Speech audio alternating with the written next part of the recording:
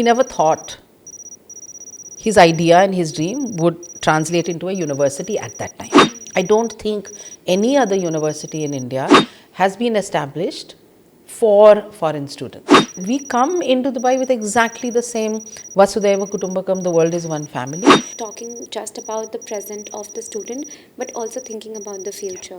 Growing up, my parents did not let me study here in UAE because it was still a growing market. We also take the responsibility that parents place on us very seriously. When you listen to your elders, you do well in life. Yeah. When you listen to your teacher, you do well in class. When you listen to your boss, you will progress well. Hi guys, welcome back to the fat kid show, जहां हम करेंगे गपशप एकदम ही unfiltered. अगर आपने मेरे channel को अब तक सब्सक्राइब नहीं किया तो please do not forget to subscribe to my YouTube channel, follow us on Spotify, Apple podcast, Amazon Music, Geo7 and Angami. I am thrilled to announce today's guest, that is Dr. Anita Patankar. She is an executive director of Symbiosis International University in Dubai, and she has been in the education field for over 40 years and associated with Symbiosis International University. Symbiosis International University has over 40 institutes back in India, and Dubai being the first international hub for them. It's been a legacy, it's been a name that I've grown up with, and I'm super excited to talk a lot more about the institute, Dr. Anita's journey, and also a lot more about why UAE as the next destination for Symbiosis.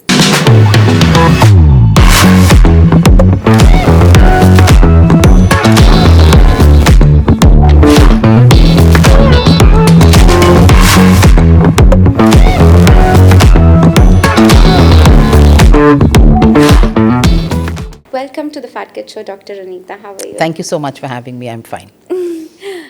How are you liking Dubai so far?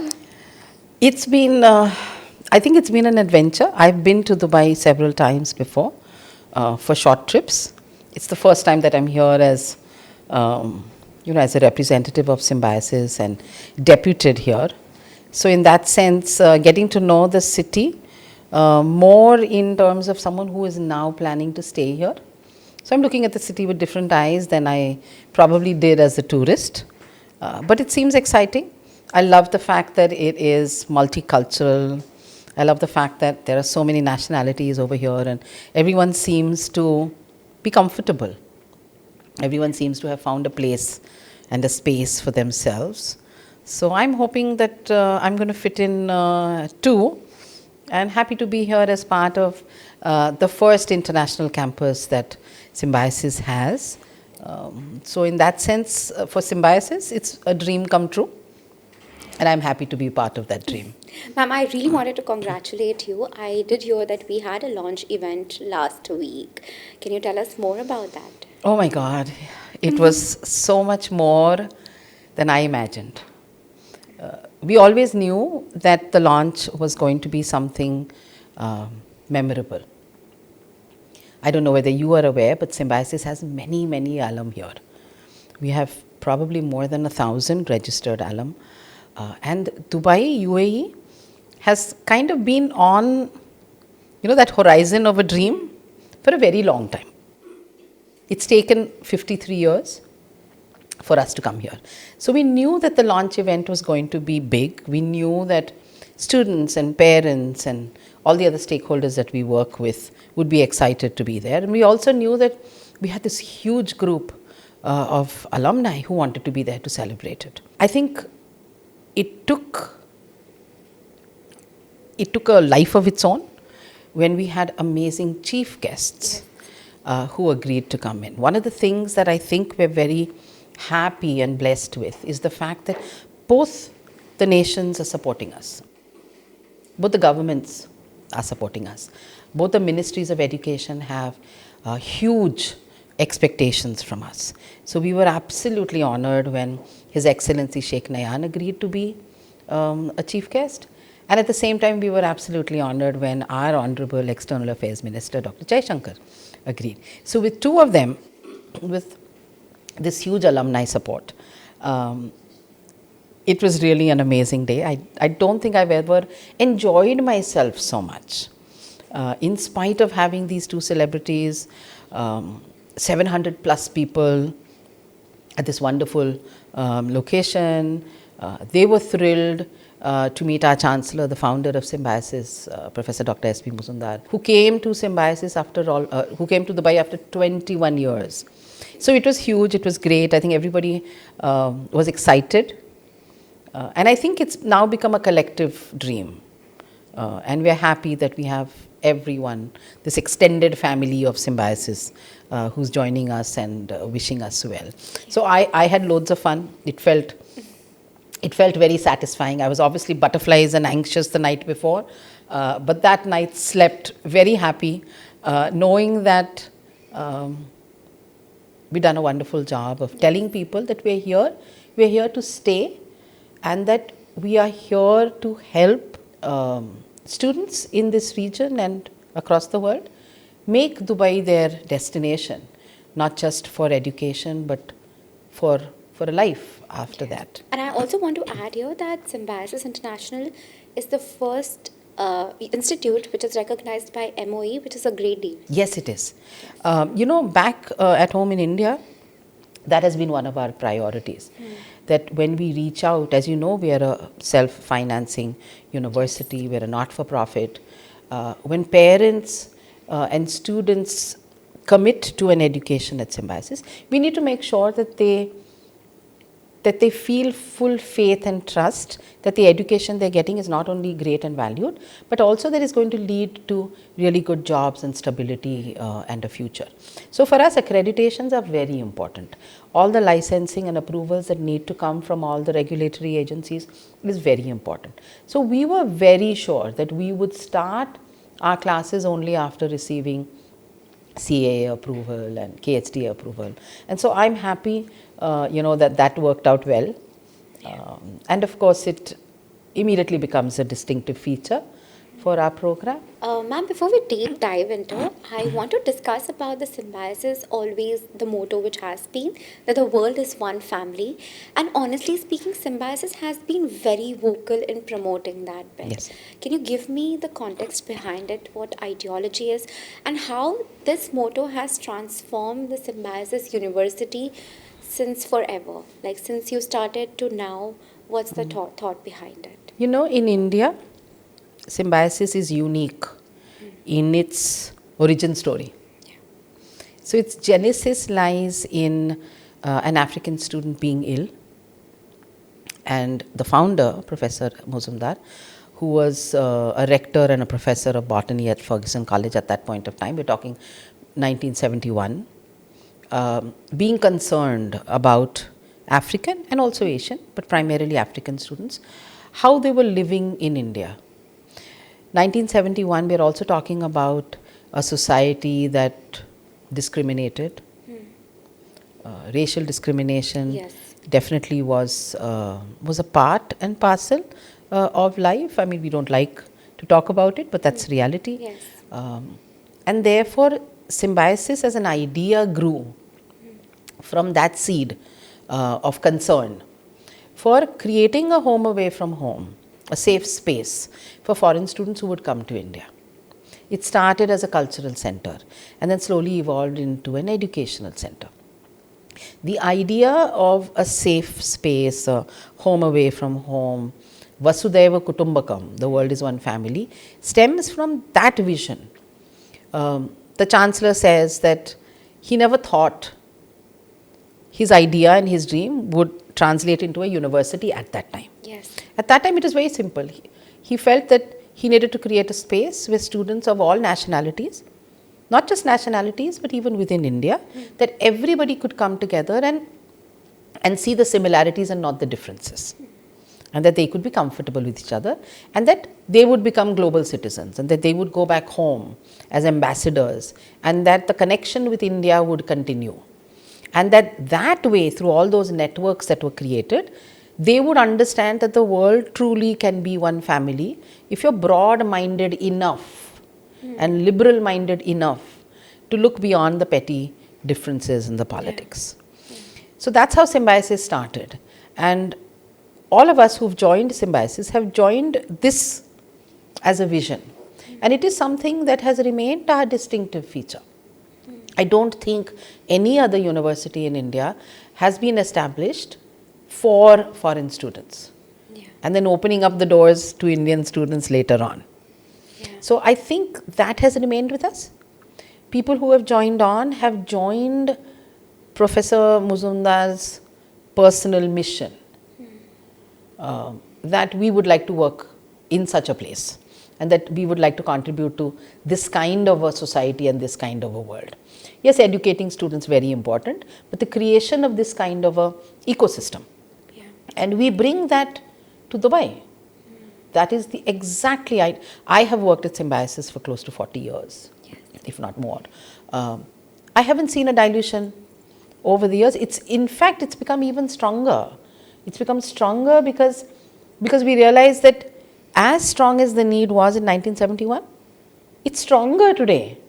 2024, the need for people to look at themselves as citizens who belong to, the planet and not a nation, to the world and not just a particular community is actually even stronger today. And we come into Dubai with exactly the same Vasudhaiva Kutumbakam, the world is one family. And Dubai fits in very perfectly because you already have so many nationalities over here. And while a job and career prospects and a peaceful place and a safe place may have attracted a large number of people here, what will hold them here is the fact that there's a place for everyone and that you can agree to disagree and yet be great friends and become family members. And so we are looking at the same thing. So in that sense, there's a cultural fit between what Dubai and the UAE is seeking to create and what Symbiosis has always worked for.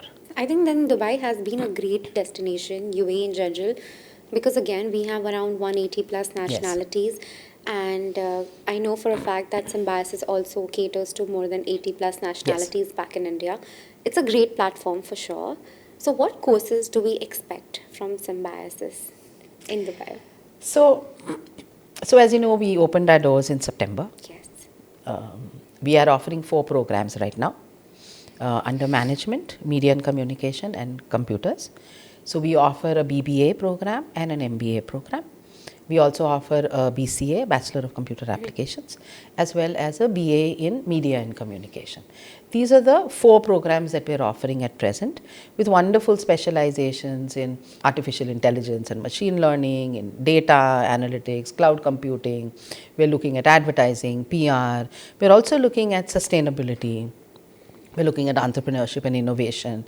So we've actually created specializations that are based on not just the industry needs in this region, but globally.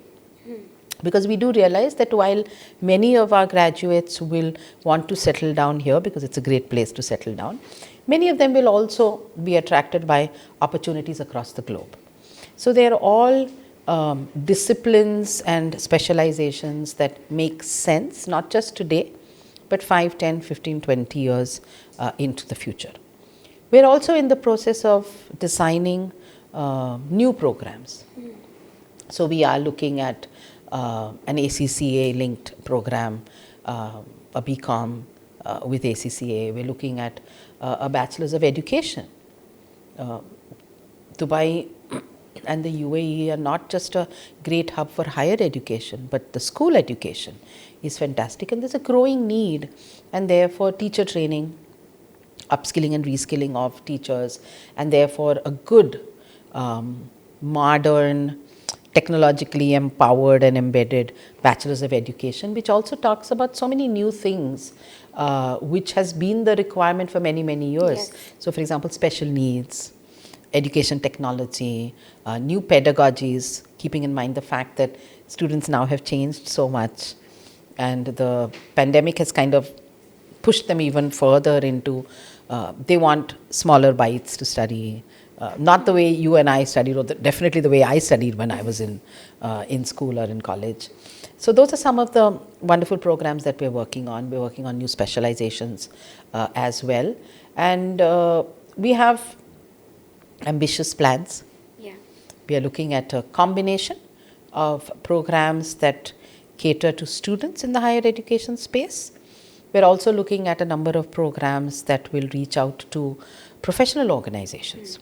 A center for professional development will soon be launched. During our launch on the 14th, we actually did sign an MOU with L&T, Larsen and Toubro, which is a huge Indian organization that has huge operations here as well, for their executives, so executive development programs. So we're looking at becoming an educational institution, not just for students, but also for people working in the corporate sector, people working in the education space. So we'd like to become a comprehensive university, and that's our goal.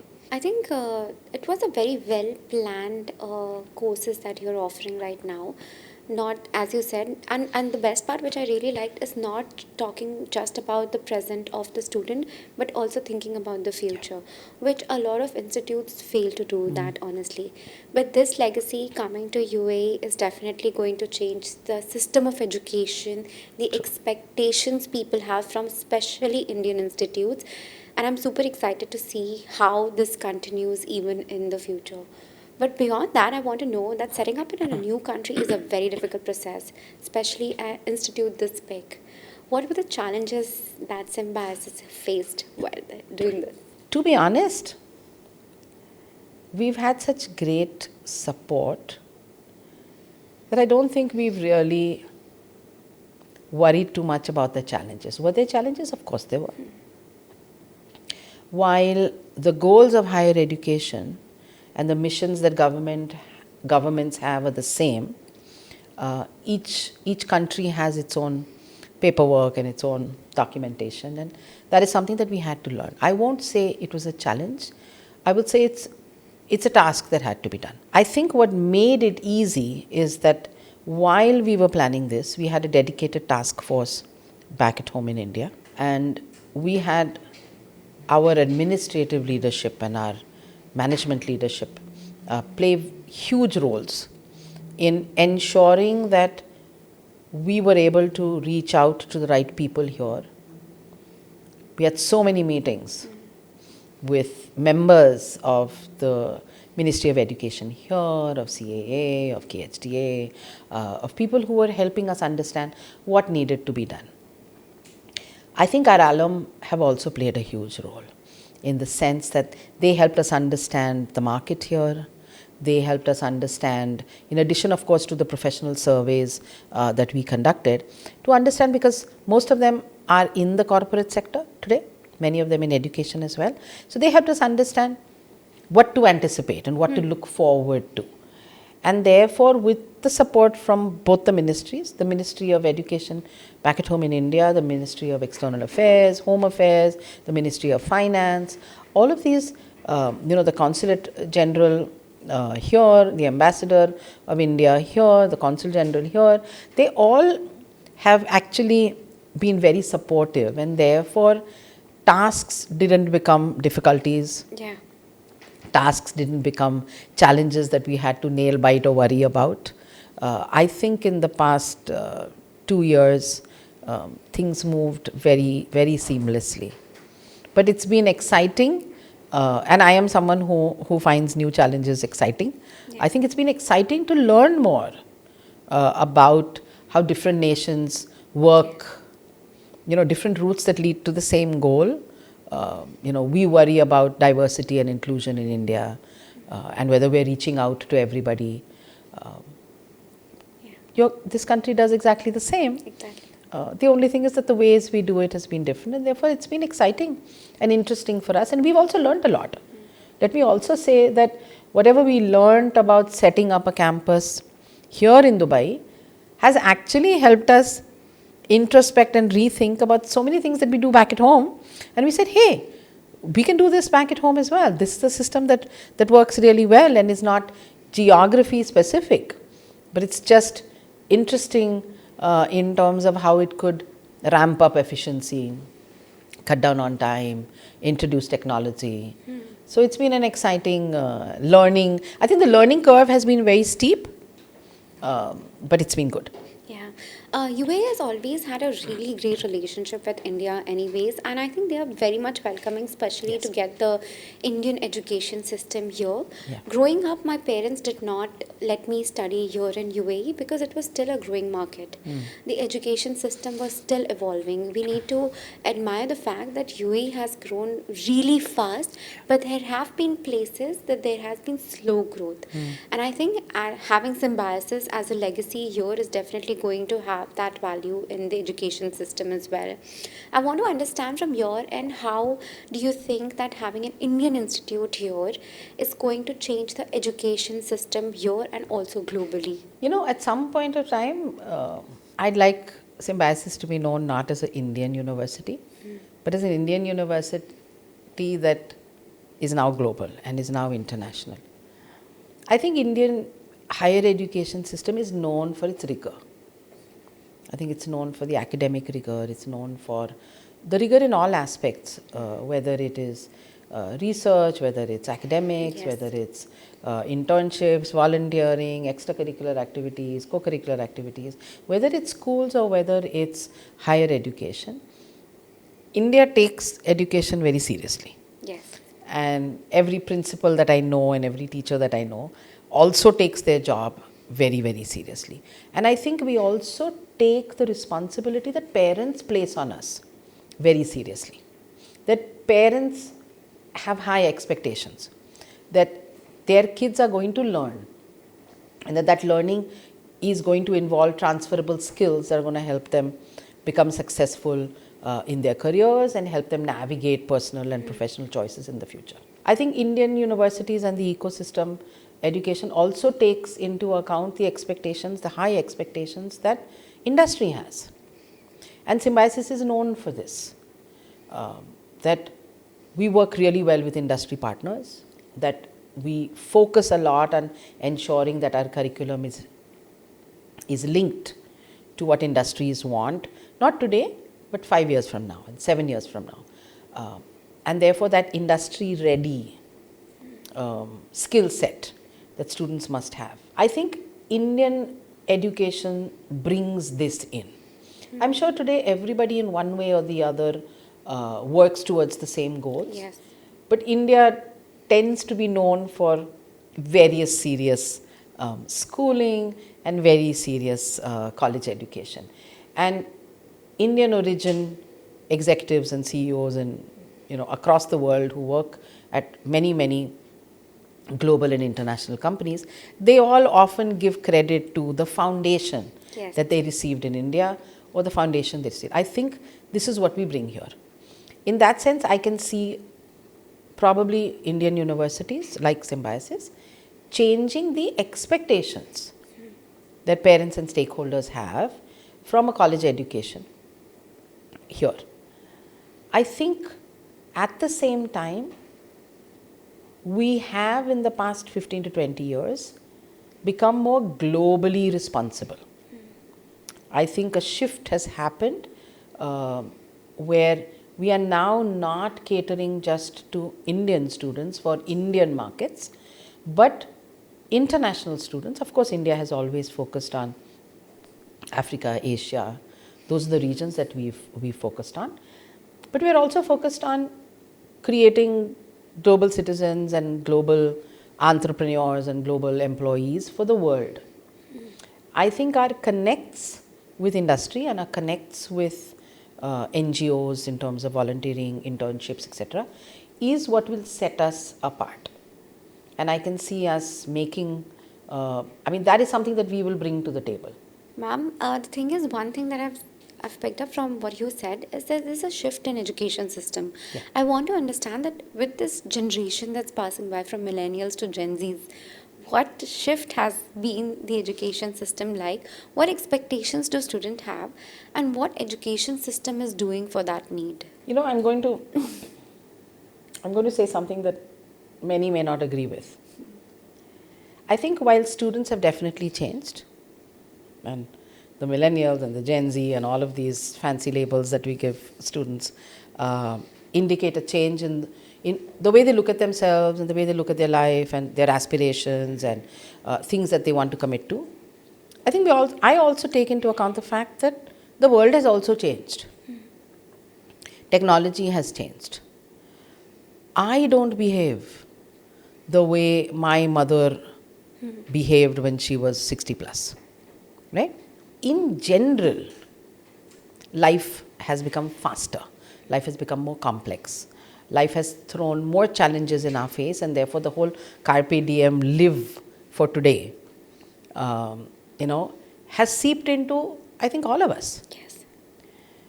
The pandemic pushed this even further, where we realized that we can't live without technology, we can't live without devices.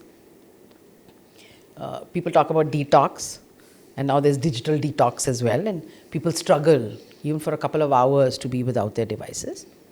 What has that meant for education? I think we've had to make huge changes in the way we teach and the way students learn. I think the first shift that's happened in the past 20 years is that now the focus is not on teaching, the focus is on learning. When I started teaching, I would say, what a wonderful class I had. And I taught, I had a brilliant class. Very focused on myself. That I went in, I did a wonderful job, I felt good. Today, any teacher worth her salt isn't saying that. The teacher is saying, I think my students really got what I was saying. When we had an assignment, their eyes brightened and they got it. So the shift has happened, that it doesn't matter how you teach, it matters whether they learned or not.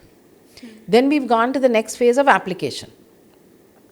And with all of this, we've realized that post 1991 in India, suddenly the learning resources that were available for students have changed. Today with Google, now with ChatGPT, with all of these technological resources available, if I was a student today, I would say, what is my teacher giving me? Why do I even need my teacher? Unless my teacher brings in something that helps me make sense of all of this information that I already have. Unless my teacher is able to be the glue between those multiple pieces of information that I have, data that I have. Today, you don't even have to think for yourself. You just say, interpret this, and you've got 101 resources that are going to, For sure. As a teacher, it worries me because what you don't use, you lose. So if you don't use your brain too much, I don't know what's going to happen in terms of evolution of human beings. But so I think what's happened now is that now we're a little more alert, mindful of the fact that the younger generation, which has grown up. See, I learned how to use technology. Yeah. I'm not a digital native. But my students are. My students probably at the age of 2 knew how to use a remote. I had to learn how to use a remote, and I struggled for 5 days. So we're talking about an entirely new generation. But it's not just that generation. I see this with my colleagues who are in their 40s. And the seamless way that they can embed technology or social media, into their conversations, into their teaching, into their life is amazing. So these are changes that have happened, and if education doesn't embrace them, we're going to lose out on students, because today you don't need to go to a class to learn. Today students can sit anywhere and learn. There are so many online learning resources that are available. And today so many organizations that I meet say, Anita, the degree doesn't really matter at the end of the day. Yeah. It's what the student or what the employee brings to the table. Who cares whether she has a degree or a diploma or a certificate or went online and studied? As long as she can deliver, then we're happy. So I think the understanding that needs have changed. Mental health has become an issue. I'm sure it always was an issue. We're just more aware of it now. We understand it. We probably now understand that this is something that's serious. Maybe 20 years ago, we looked at it as a disciplinary problem.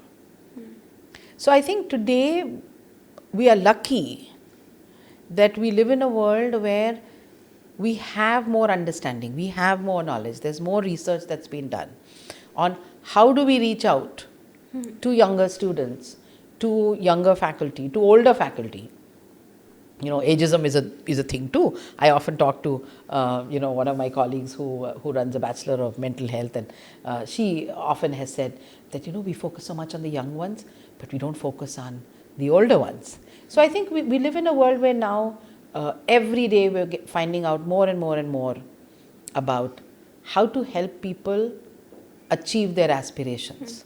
How do we help people navigate through the problems that they're facing? And I think teachers who are also coaches and mentors, especially at the undergrad level, when it comes to personal issues, and at the postgrad level, master's level, when it comes to professional. But these are so many changes that are taking place and spans beyond the labels that we give in terms of Gen Z, etc. Ma'am, but with the ease in information and the technology that we have right now, has there any shift been seen in the obedience of a student? Because I remember doing my homework was a tough task. I didn't have help. Google would barely give me any information except tuition teachers and the teachers at school. But now, what is the change in the student? Has that Okay, I'm going to respond to one word that you used, obedience. Yeah. You're talking to someone who has worked at a liberal arts college, and therefore obedience is not something that we were looking for anyway. But I agree with you that students are easier to manage when they fall in line. Yeah. But over the years, I think teachers have realized we don't want students to fall in line. We don't want them to be obedient. We don't want them to sit when we tell them to sit and do your homework. We want them to be curious, and we want them to question, and we want them to say, why? Why do I have to do this? Not just for the heck of rebelling, but because they seriously want to understand why. Why is this assignment important? Why not another assignment?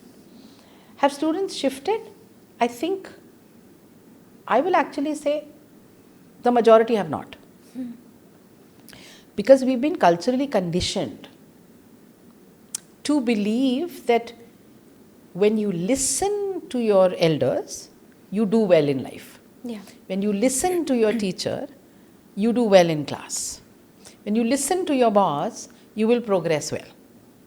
And therefore, a large number of students still believe this. They don't like it, but they look around them and they see that that has worked for so many people, right?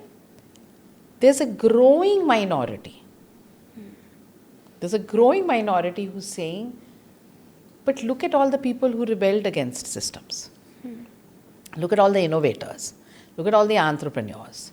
Okay, look at all the people who, created startups. Look at all of those people. And those people didn't follow the herd. They took off on their own because something made sense to them. And I think in classes and on college campuses, we're dealing with both. And therefore, the responsibility on teachers and universities like ours is more actually, so that we're able to raise the general. So therefore, if you look at Symbiosis programs, multiple types of assignments that help, and projects that help not rote learning, but critical thinking, problem solving, thinking out of the box, creativity, all of this is pushed. So that the average level of students, when it comes to thinking critically, increases. And then there's always some reward for students who think about something that no one else thought of, who asked a question that stumped the teacher. When someone asks me a question that stumps me, I love it. I go home and I say, today's day was really good because my student asked me something that I didn't know. And I feel so proud when I have to look at that student and say, you know what, I never thought about this. But let's all go home and think about it, and let me do some research, and let me come back tomorrow. And I think that's what the new educational system in India is also looking at. The new national education policy pushes for critical thinking, pushes for creativity, pushes for innovation, entrepreneurship, problem solving, and all of these are things that we bring here as well. Ma'am, change is a constant adaptation that we go through right now, and the changes happen very quickly. But like years back, when you were one of the driving forces behind the Liberal Arts College Foundation, tell me more about it, how people in India reacted and adapted to that. I'm so glad you asked me this question actually, because those are memories that are amazing memories. For sure. Symbiosis started India's first liberal arts program. We started working on this in 2003, 2004. No one in India really knew about liberal arts. Probably the only ones who knew about it were people, very small sliver of the nation, who was either sending their children abroad at the undergrad and therefore had heard about it, or had friends, relatives who were going to America for liberal arts programs. And when we started talking about it, nobody knew. Faculty and teachers didn't know. So therefore, and this was the dream of our chancellor. He was the one who set up this task force. I was lucky to be a part of that, saying that we need to revitalize the undergrad bachelor education. We need to bring the spark back, and we need to get students to think. That a new resurgent India needed students who are not just following orders, but are thinking for themselves and who are making connections across the world. When I used to talk to parents, so we traveled the length and breadth of India, and we went to schools and we did public seminars, and I had so many parents who would say, "Ye hai kya? What is it?" I found explaining what it is to people who are working in the corporate sector, especially larger organizations, much easier.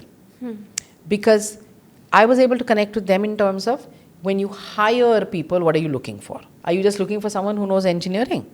Or are you looking for someone who is going to grow in your organization and also understands at some point of time that you're not just doing engineering, but you're also factoring in finance, you're also factoring in supply chain, you're also factoring in HR. And it is only when someone understands all of that that they grow. I had so many parents who didn't understand whether that would be good for them as a family.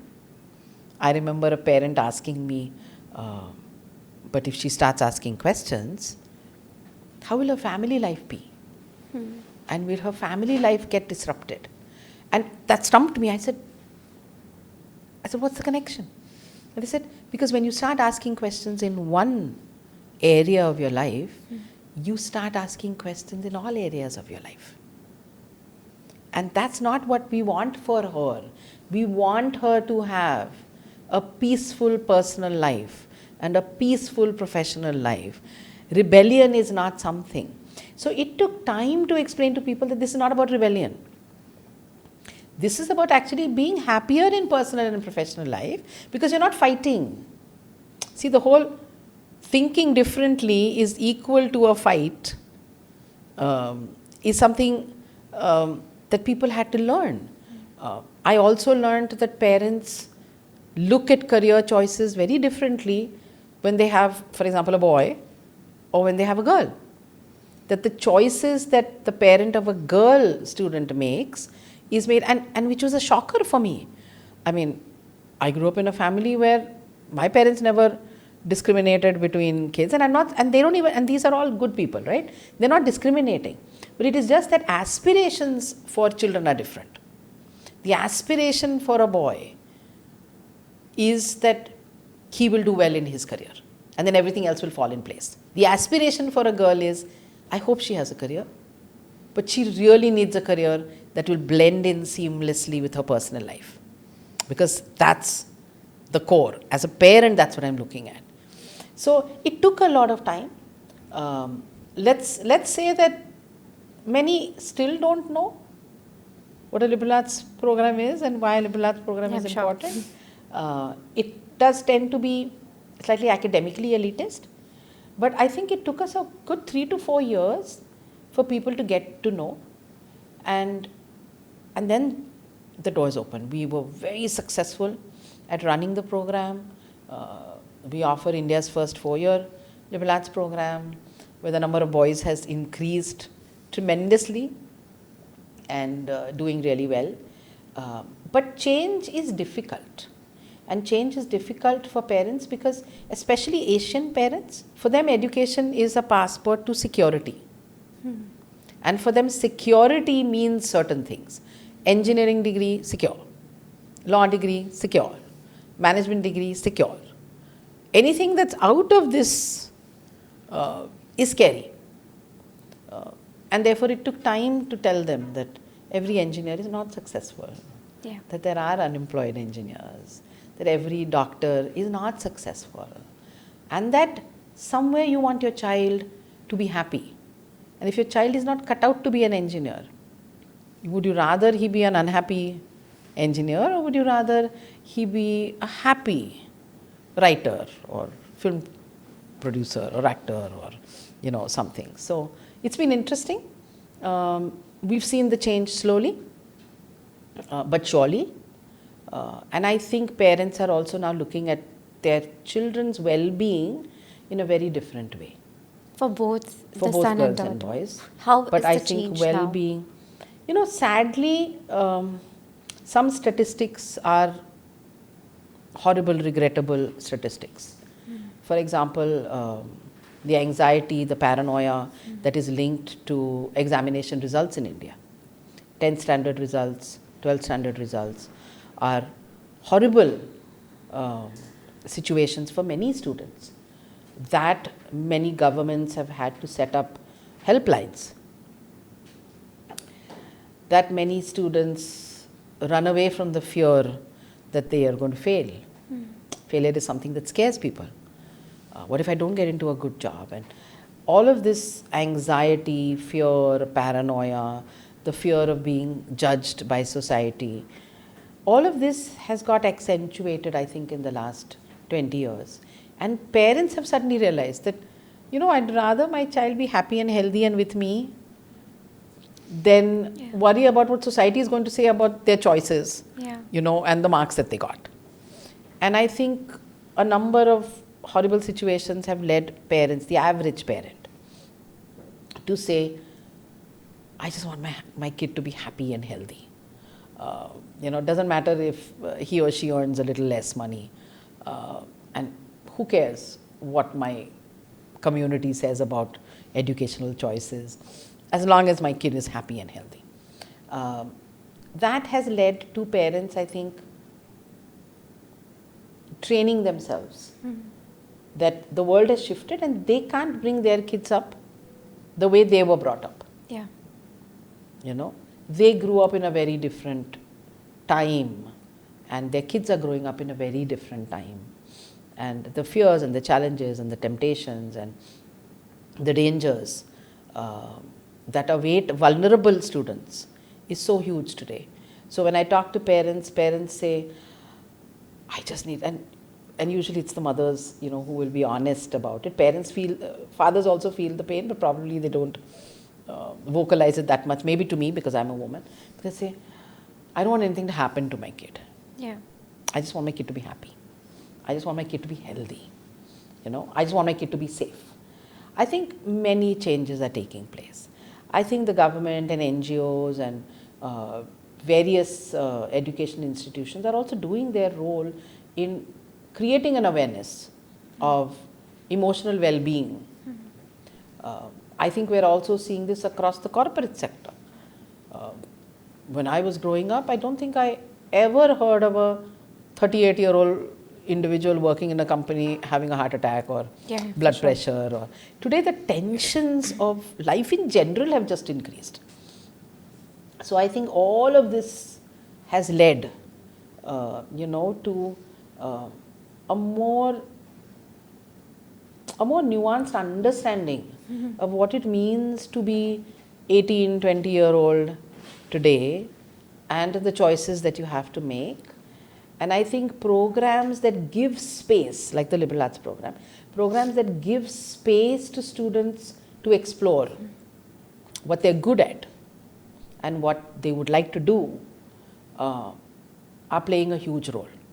And in India, you will see a number of programs now have come up in the past 15 years that are similar to the liberal arts program or, advanced humanities program, multidisciplinary programs.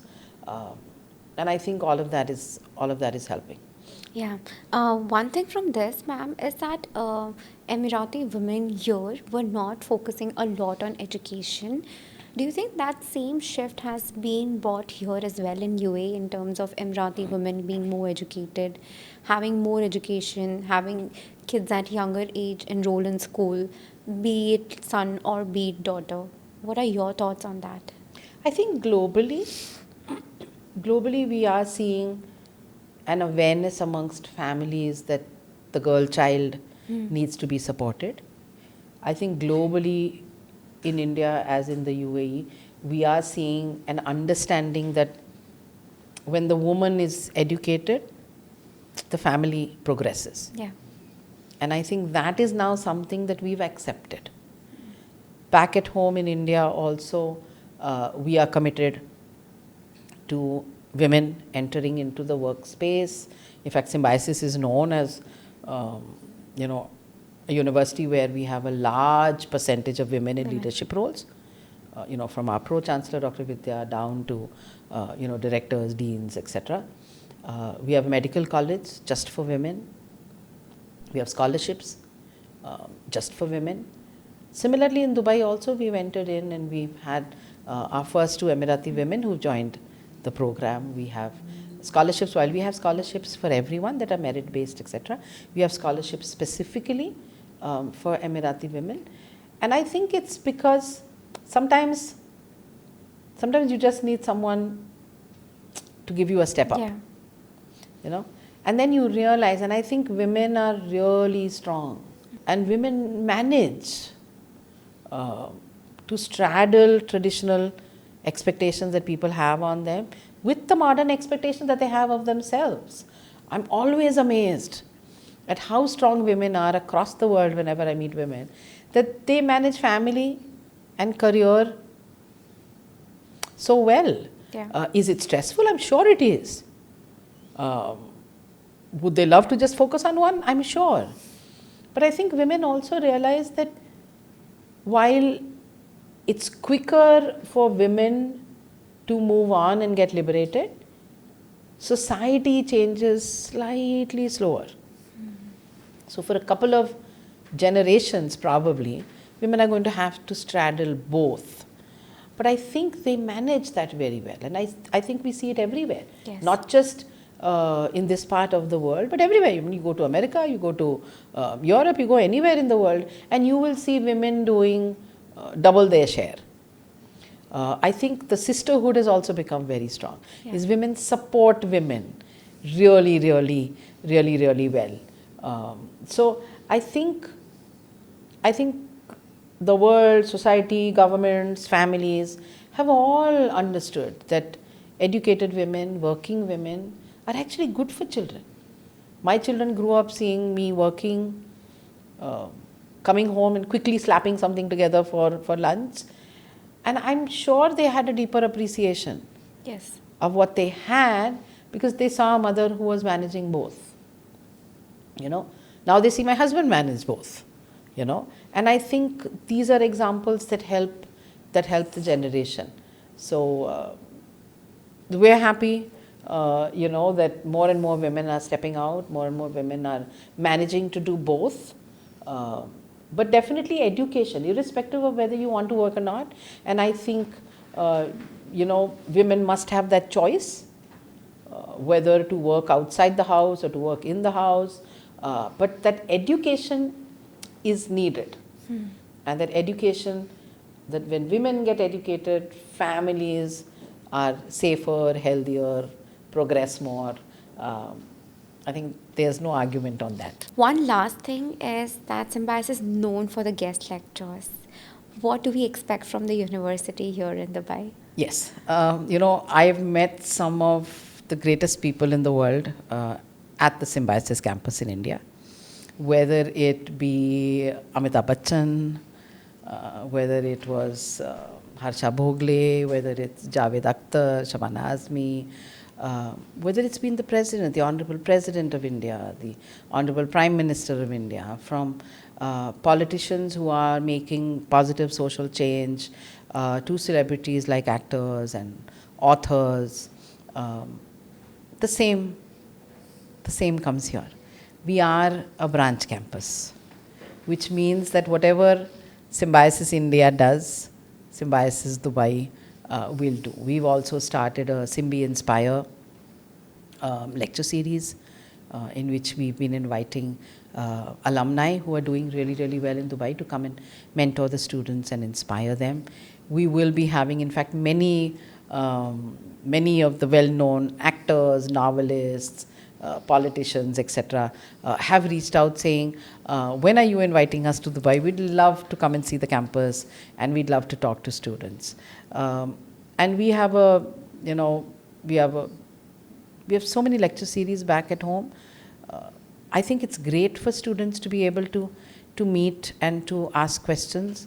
That is why, one of the reasons why, we requested Honorable External Affairs Minister Dr. Jaishankar, when he came for the inaugural, to stay back, and he addressed questions that 10,000 students who joined in from Zoom and our alumni and our students here asked.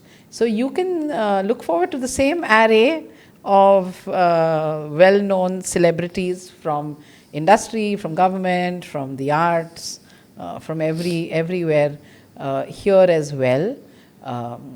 It is something that Symbiosis believes in, to bring in people who manage day-to-day operations effectively and efficiently, to celebrities who inspire us wherever we are. And we're looking forward to creating Symbiosis Dubai as that inspirational space for students, faculty, and everybody else. Thank you so much, ma'am. I am super excited to be a part of this legacy, which has taken another step. And you've given a great insight about the education system now, the changes that has happened, the courses Symbiosis University is going to offer us. And I'm super excited to see what brings next on the table. And thank you so much for coming to the show. Thank you for having me. And please visit us For sure. at the campus. And we'd love Yes. to have you talk, especially to our media and communication sure. students. Thank you But so thank much. you so much for having Thank me. you so much. Yeah. Thank you. Thank you so much, guys, for watching this video. I know this is a very different video, and I hope you enjoyed it. If you still haven't subscribed to my YouTube channel, do not forget to subscribe. Follow us on Spotify, Apple Podcast, Amazon Music, Angami, and JioSavan as well. And I'll see you next time with another guest. Bye.